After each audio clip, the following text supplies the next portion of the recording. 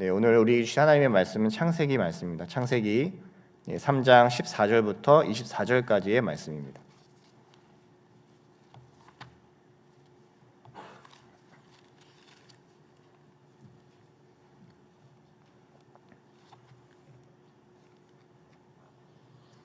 네, 창세기 3장 14절부터 24절까지 말씀 우리 함께 봉독하겠습니다. 시작. 여호와 하나님이 뱀에게 이르시되 내가 이렇게 하였으니 네가 모든 가축과 들의 모든 짐승보다 더욱 저주를 받아 배로 다니고 살아있는 동안 흙을 먹을지니라. 내가 너로 여자와 원수가 되게 하고 내 후손도 여자의 후손과 원수가 되게 하리니 여자의 후손은 내 머리를 상하게 할 것이요 그의 발꿈치를 상하게 할 것이니라 하시고, 또 여자에게 이르시되 내가 내게 임신하는 고통을 크게 더하리니 내가 수고하고 자식을 낳을 것이며 너는 남편을 원하고 남편은 너를 다스릴 것이라 하시고, 아담에게 이르시되 내가 내 아내의 말을 듣고 내가 내게 먹지 말라 한 나무의 열매를 먹었은즉 땅은 너로 말미암아 저주를 받고 너는 내 평생에 수고하여야 그 소산을 먹으리라.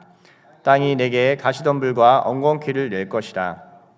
내가 먹을 것은 밭의 채소인즉 내가 흙으로 돌아갈 때까지 얼굴에 땀을 흘려야 먹을 것을 먹으리니 내가 그것으로 취함을 입었음이라.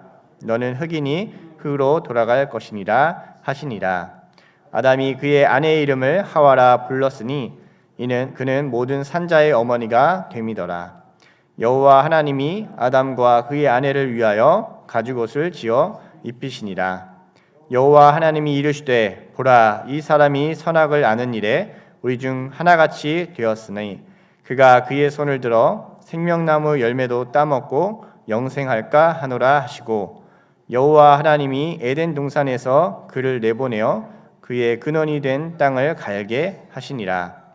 이같이 하나님이 그 사람을 쫓아내시고 에덴 동산 동쪽에 그룹들과 두루도는 불칼을 두어 생명나무의 길을 지키게 하시니라. 아멘. 네, 죄를 이제 짓게 되고 나서 반드시 나타나는 특징이 이 부끄러움입니다. 하나님의 이 낯빛을 피했던 이 아담 그리고 여자의 모습을 통해서 우리는 확인을 할 수가 있었습니다. 계속 이 창세기 말씀을 저희가 보고 있는데 그렇다면 이제 죄의 결과, 이제 죄가 짓게 되면 죄를 지은 사람은 부끄러움을 이제 느끼게 되고 낯빛을 피하는 모습이 있는데, 그럼 죄로 인한 결과는 어떤 것인가, 무엇인가, 이 부분이 오늘 나오고 있는데요. 하나님은 죄를 지은 이 뱀, 또 여자, 이 남자에게 어떤 결과를 주셨는지를 우리 한번 살펴보겠습니다. 먼저는 뱀입니다. 뱀. 과연 어떤 이 죄의 저주를 주셨는지 우리 한번 보겠습니다. 14절부터 15절 말씀을 한번 다시 읽어볼까요? 14절 15절. 여호와 하나님이 뱀에게 이르시되 내가 이렇게 하였으니 내가 모든 가축과 들의 모든 짐승보다 더욱 저주를 받아 배로 다니고 살아있는 동안 흙을 먹을지니라. 내가 너로 여자와 원수가 되게 하고 내 후손도 여자의 후손과 원수가 되게 하리니 여자의 후손은 내 머리를 상하게 할 것이요 너는 그의 발꿈치를 상하게 할 것이니라 하시고, 뱀에게는 이 저주가 나타납니다. 뱀은 이제 저주는 이제 배로 다니게 되고 흙을 먹는 저주를 받게 됩니다. 그래서 혹자는 뱀이 예전에는 이제 날아다녔을 것이다 이렇게 얘기하기도 하는데요. 정확한 사실은 증명할 수는 없지만 결국엔 여자의 후손과 원수가 돼서 내 머리를 상하게 될 것이다라고 저주를 받습니다. 흙을 먹는다라고 얘기하는 것은 단순히 육체적 존재가 되었다는 뜻이 아니라 영적 현실을 보지 못하고 눈에 보이는 세계 안에 갇힌 존재가 되어버린다는 것을 얘기합니다. 이 땅의 한계적인 상황 안에서 그는 삶을 영위할 것이다라는 것을 하나님이 말씀하십니다. 저주는 우리가 막 돈을 얻지 못하거나 우리 막 건강을 잃어버리는 것을 우리는 많은 사람들이 저주라고 생각합니다. 내가 크게 사업을 했는데 부도가 났다든지 아니면 내가 정말 심각한 병에 걸렸다든지 이런 것들을 이제 저주라고 생각을 할 때가 있는데요. 사실 진정한 저주는 이 땅에 많은 재물이나 지식을 갖고서도요, 영적인 하나님을 만나지 못하는 상태가 저주의 상태입니다. 흙에 계속 다니면서 이 땅의 한계 안에 갇히는 이 뱀의 모습을 통해서 우리는 진정한 저주는 하나님의 영적인 세계를 보지 못하는 것, 하나님과 함께하지 못하는 것이 진정한 저주라는 것을 우리는 알 수 있습니다. 그래서 육적인 부분의 데이터나 기술이나 과학들을 의뢰할 수밖에 없습니다. 지금 있는 흙, 지금 있는 육, 이 모든 것을 기반으로 자신의 삶을 끌어가야 되기 때문에 하나님의 은혜와 긍휼에 힘입을 수가 없는 상태가 되어버리는 것입니다. 이것으로 무언가 하나님 없이도 돌아갈 수 있는 세상을 증명하려고 계속 들 것입니다. 이것이 뱀에 속한 저주였습니다. 내가 보이고 만지고 듣는 것, 이 땅에 속한 것이 전부입니다. 그래서 아무리 하나님 나라를 외칠 수는 있지만요, 자신의 재물이나 생명의 공격이 오면 바로 이 땅의 것을 선택할 수밖에 없는 이 상태로 전락해 버립니다. 육신의 안정과 명예, 번영을 이야기는 하지만 궁극적으로 하나님의 뜻에는 도달하지 못하는 이 존재로 전락해 버린 상태가 이 저주 중에 저주입니다. 그래서 이 뱀은 왕의 군대를 동원해서 이후에 2살 이하의 생명을 죽이기도 하고, 명예와 인기를 주겠다고 시험하고 십자가를 향해 가는 그 여자의 후손을 만류하고 또 배신하고 말겠지만, 결국 여자의 후손인 예수님으로 인해서 그의 머리는 상하게 되고 패배하게 됩니다. 이 땅에 만질만하고 보일만한 것으로 영적인 하나님을 숨길 수도 없고 감출 수 없다는 것을 하나님께서는 분명히 드러내십니다. 결국 이 뱀은 육신 안에 계속 갇히게 됩니다. 그래서 이 땅에 있는 합리화, 이 땅에 있는 과학과 이 땅에 있는 기술을 통해서 이 땅에서 유토피아를 만들려고 하지만 결국엔 이 땅에 있는 것으로 완성할 수 없다는 것을 하나님이 저주하게 되시는 겁니다. 그리고 둘째, 여자에게도 주어지는 저주가 있습니다. 이 둘째, 여자에게 주어진 저주는 무엇일까? 16절 말씀을 한번 보겠습니다. 16절 말씀 우리 읽어볼까요? 시작. 또 여자에게 이르시되 내가 내게 임신하는 고통을 크게 더하리니 내가 수고하고 자식을 낳을 것이며 너는 남편을 원하고 남편은 너를 다스릴 것이니라 하시고. 혹자분들은 이걸 임신이 저주인가 이렇게 얘기하시는 분들이 있더라고요. 근데 임신 자체는 저주가 아닙니다. 그런데 임신하는 과정에서 이 고통과 수고를 해야지만 이 자식을 낳는 이 진통이 더해지는 저주가 이제 붙게 됩니다. 요즘에는 이제 병원에서 아기들을 낳습니다. 저희 그 10년 전만 해도요, 그 필요한 그 아이를 낳을 때 꼭 필요한 게 있어요. 그게 뭔지 아세요? 그 여자들이 꼭 필요한 거. 무통 주사입니다. 무통 주사. 이 주사를 맞아야지만 아기를 낳을 수 있다. 진통이 거의 한 48시간 하시는 분들도 있고, 제 아내는 그래도 진통을 많이 하진 않았는데 엄청나게 오랫동안 이 고통 가운데 있는 분들도 있어요. 그래서 이 무통 주사를 맞아야 된다. 근데 요즘에는 더 좀 추세가 더 바뀌었어요. 어떻게 바뀌었냐면 요즘에는 제왕절개로 그냥 낳는다는 걸로 이렇게 많이 바뀌고 있습니다. 그만큼 이 아기를 낳는 것에 대한 고통이 우리 가운데 주어져 있다는 것이죠. 또한 아이를 갖는 것도 쉽지가 않게 하나님께서 하시겠다는 거예요. 그 아브라함의 아내였던 사례는 90이 되도록 아이를 낳지 못합니다. 지금도 불임인 부부들이 엄청 많습니다. 생명이 쉽게 주어지지 않고 또 주어진 생명도 자라가는 데 있어서 엄청난 고통이 따르게 되는 거죠. 그 태중에서 아이를 10개월 동안 지키고 가는데도 보통 일이 아닙니다. 그리고 낳는 것도 쉽지가 않습니다. 그리고 심각한 상황일 때는 정말 산모가 생명을 잃어버리기까지도 하는 일들이 나타나기도 합니다. 애 갖는 것도 힘들고 애를 갖고 10개월 임신하는 것도 쉽지 않고 애를 낳는 것은 고통 중에 고통으로 느껴집니다.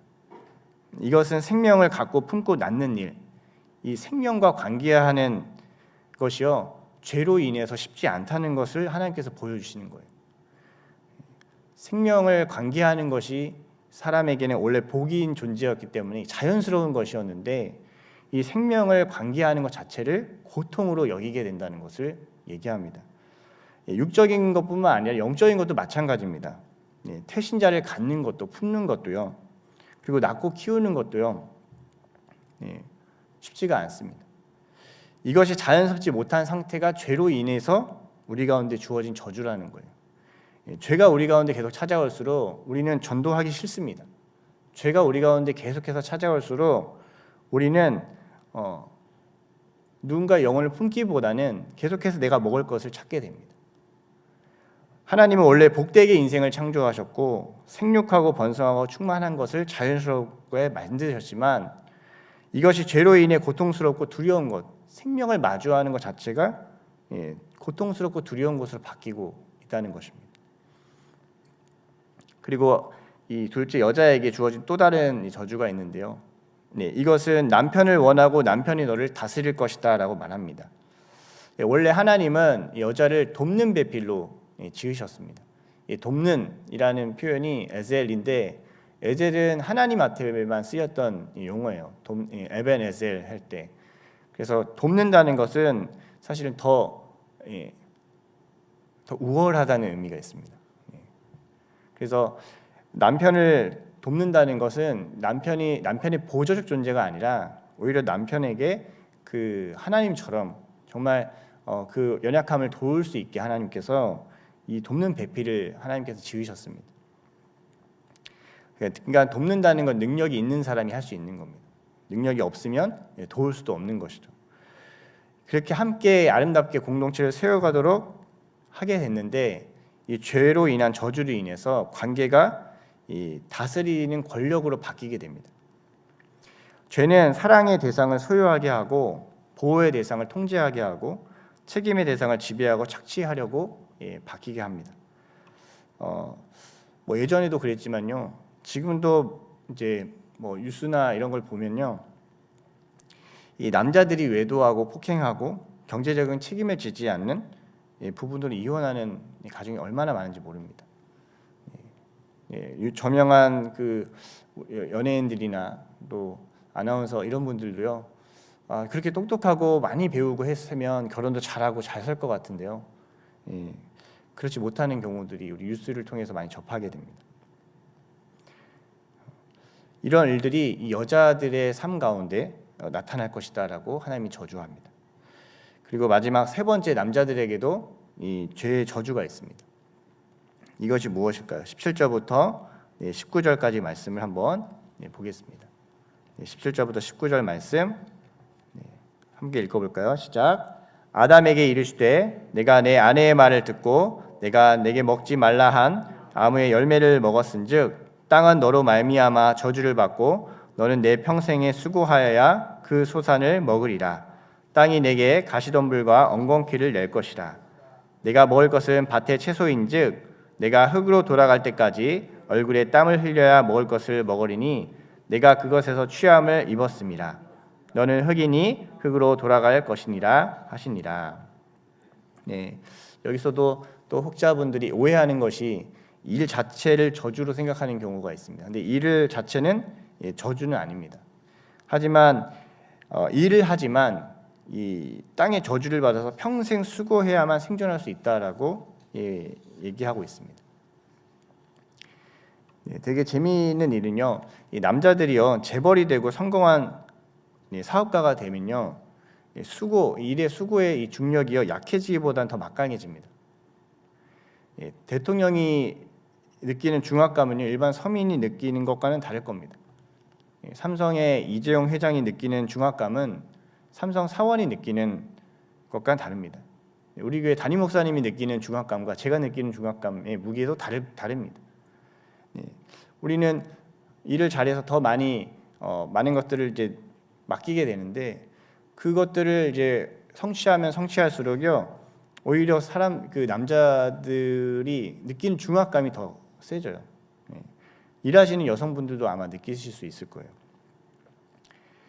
포기하고 무가치한 존재로 전락하며 끌려가든지 아니면 끝까지 수고하며 이 저주를 벗어나기 위해서 삶을 힘겹게 살든지 둘 중에 하나입니다.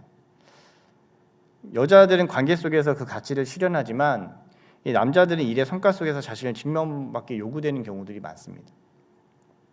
그런데 이렇게 죄로 인한 저주는 죄를 지으면 저주가 임한다는 교훈으로 하나님이 우리 가운데 주시고자 하는 것은 아닙니다.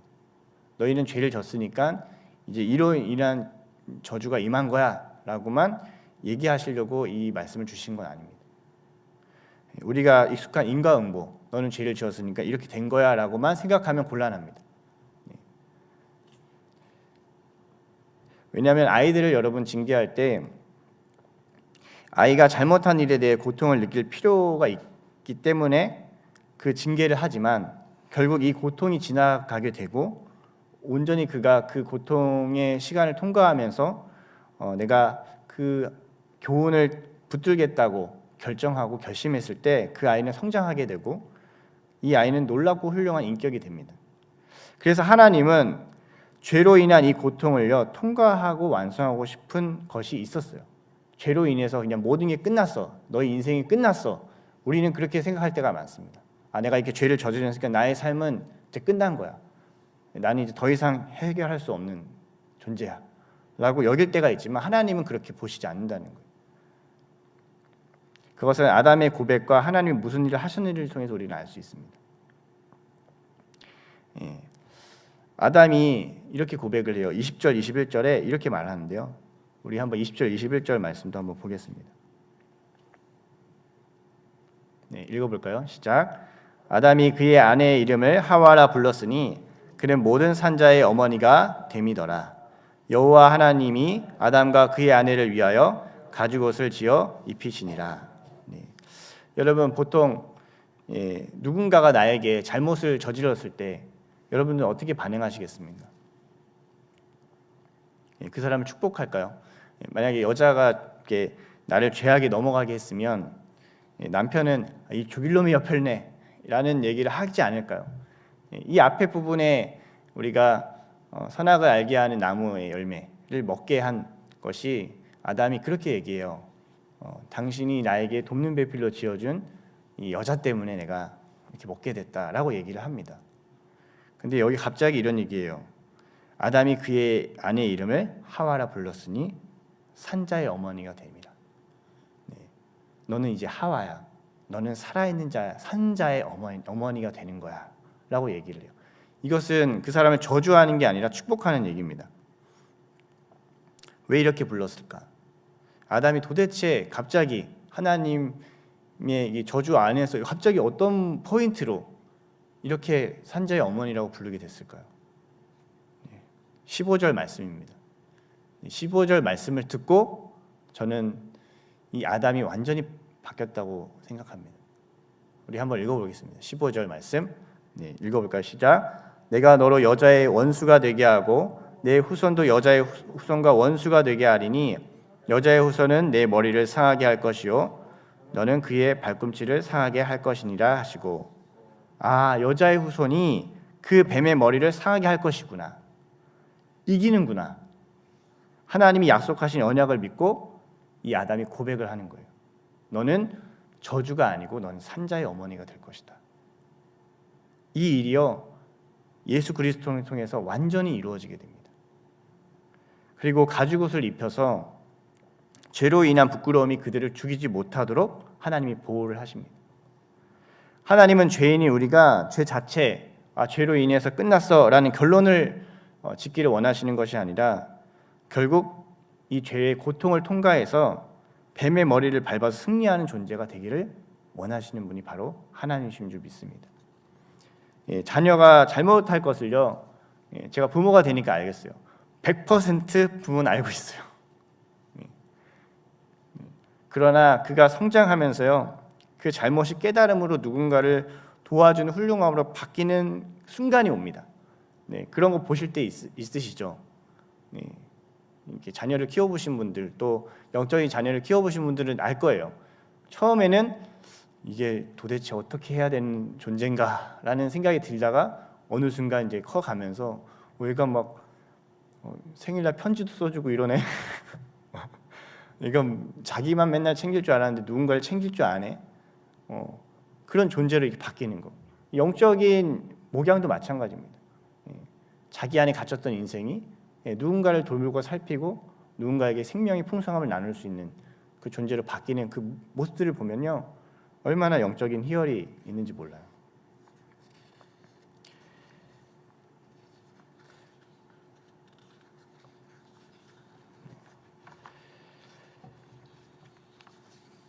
이 모든 죄의 저주는 예수 그리스도로 인해서 완전히 뒤바뀝니다. 땅을 기던 뱀은요, 노뱀 저주를 받아서요, 장대 위에 달려서 십자가에 들리게 됩니다. 여자는 해산의 수고 이후에요, 생명으로 인해 고통을 잃어버리게 돼요. 고통이 사라진다는 뜻이 아니라요, 고통이 더 이상 의미 없는 저주가 아니라 생명을 낳는 통로가 된다는 것을 얘기합니다. 그리고 그리스도를 경외함으로 이후에 피차 복종하게 되고 아내를 내 몸처럼 사랑하는 존재로 하나님이 아담을 바꾸십니다. 남자를 바꾸시는 거예요. 모든 죄의 저주를 끊고 이 생명의 역사가 예수 그리스도로 인해서 완전히 뒤바뀌게 됩니다. 이 저주로서의 끝이 아니라 이것이 예수 그리스도 안에서 통과됐을 때 완전한 생명으로 바뀌는 것을 하나님이 우리 가운데 보여주십니다. 그러면 우리는 예수 그리스도로 인해 죄가 너희 앞에 있지만 죄를 다스리는 이 존재가 우리 가운데 나타나게 되는 것이죠. 그런데 하나님이 이 죄의 저주와 함께 여기 보면 그들이 생명나무를 먹지 못하도록 화환검을 지키시는 일이 나타납니다. 여러분, 이 부분을 궁금하지 않으신가요? 왜 이걸 지키셨을까?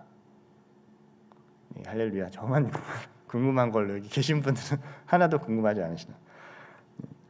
이것은 어쩌면 이해가 안 돼 보이지만 하나님은 이 일을 통해서 사실상 우리가 진정으로 죄를 이기는 존재가 되기를 원하셨던 것입니다. 만약 아이가 잘못을 저질렀는데, 자녀가 잘못을 저질렀는데요, 벌과 고통의 시간이 없이 그냥 넘어가거나 오히려 아이를 두둔하게 되면요, 이 아이는 어떻게 될까요? 가장 최악의 저주 안에 갇히게 됩니다. 그것은 내가 잘못해도 나를 제지하는 존재가 없는 것과 같은 상황이 되어버리는 거예요. 생명나무를 먹게 그 당시에 놔둘 수가 없었습니다. 생명나무를 막거나 없애거나 그냥 하신 것은 아닙니다. 그대로 있습니다. 근데 그걸 지키고 계시는 거예요. 지금 아니라는 거예요. 그러나 그가 고통의 시간을 통과하고 믿음으로 반응할 때 생명나무는 그에게 갑처럼 주어지게 하나님께서 하시겠다는 거예요. 예수 그리스도를 믿음으로 우리가 그 생명나무의 생명을 먹게 됩니다. 죄의 상태가 영구히 되면요, 그것은 영원한 감옥입니다. 다윗은 밧세바를 간음했을 때요, 그로 인해 태어난 자녀를 잃어버리는 고통을 마주합니다. 죄의 고통을 통과하여 믿음으로 나아갈 때요, 우리가 누리는 이 영생의 기쁨을 발견하게 돼요. 이것은 내가 더 이상 죄로 지지 않는 존재가 된다는 것이고, 이것은 내가 죄로 인해 타인의 삶을 더 이상 탓하지 않아도 되는 것을 얘기하는 것이고요. 그리고 넉넉히 주님의 사랑으로 나를 기꺼이 나눌 수 있는, 너는 복이니 복이 될지라는 이 하나님의 선언 앞에 그 삶이 빛나게 되는 것을 통해서 우리는 확인할 수 있습니다. 교회 오래 다니고 봉사 많이 하고 설교 잘 알아듣는 것, 그리고 우리 가운데 있는 직분들, 또 증명할 수 없는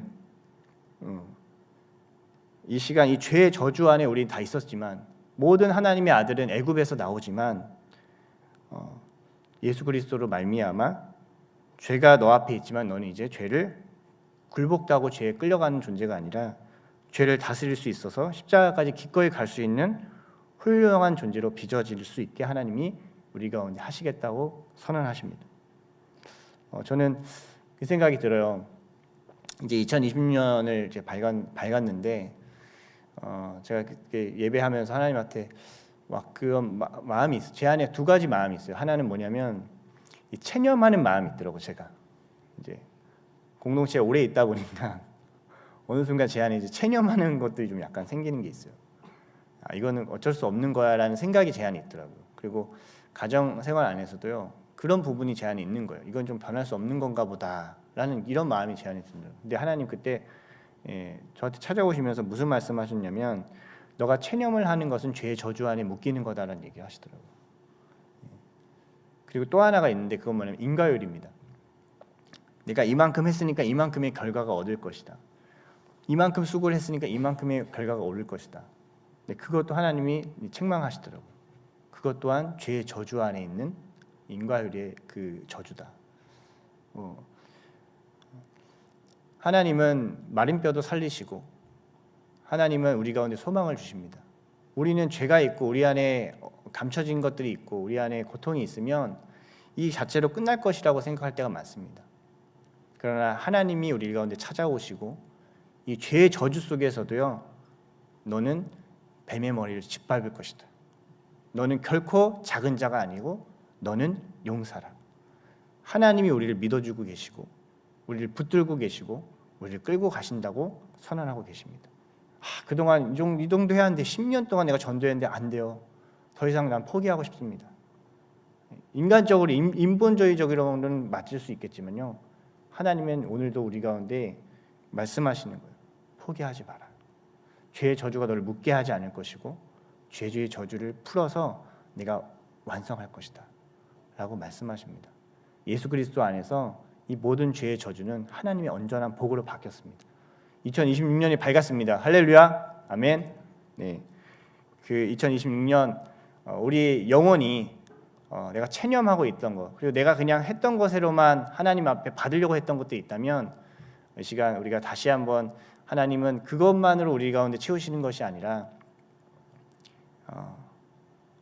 주님으로 예수 그리스도로 말미암아 우리에게 우리가 완전히 포기할 수밖에 없었던 그 모든 것이 주로 말미암아 온전히 회복되고 온전히 완성되는 것을 통해서 주님 우리를 온전케 하시는군요.